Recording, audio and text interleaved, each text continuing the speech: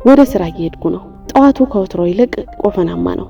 ሰዓት ረፍዶብኝ ድፍ እያልኩ ወደ ታክሲ ገብቼ እስኪሞላ እየተጠባበቅኩኝ ሳለ አንድ ሽማግሌ ድንገት ከመኪናው በር መጥተው ልመና ጀመሩ።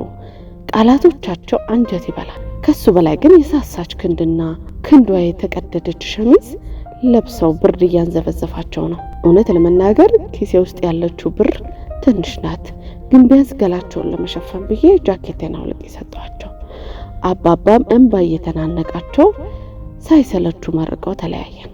በነጋታው ያለችን ጃኬት ሰጥቼ የለ ብርዱ እያንዘፈዘፈኝ ወደ ታክሲው እንደገባው የትላንቱ ሽማግሌ ትላንት የለበሱትን ሸሚዝ ለብሰው ብቅ አሉ። ዛሬ እንደ ትላንቱ ቃላት ሳያዛንፉ ይለምናሉ።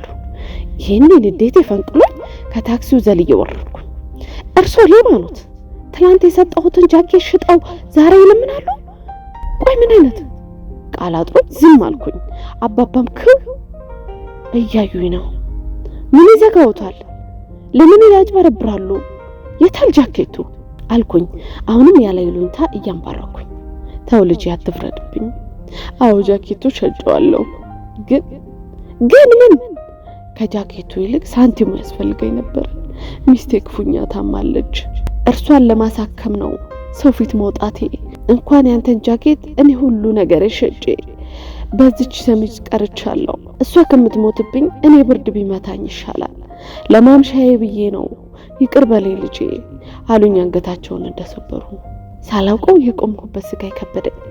ራሴን ፈራሁት።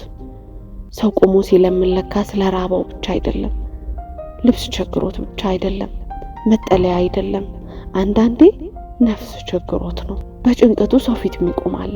እኔ ያቺነት አባጃኬት ሲሰጥች ተኩራራው። አባባ ግን ለሚስታቸው ነፍሳቸውን እየሰጡ ነው። ስቶሪ ባይ ቻቻ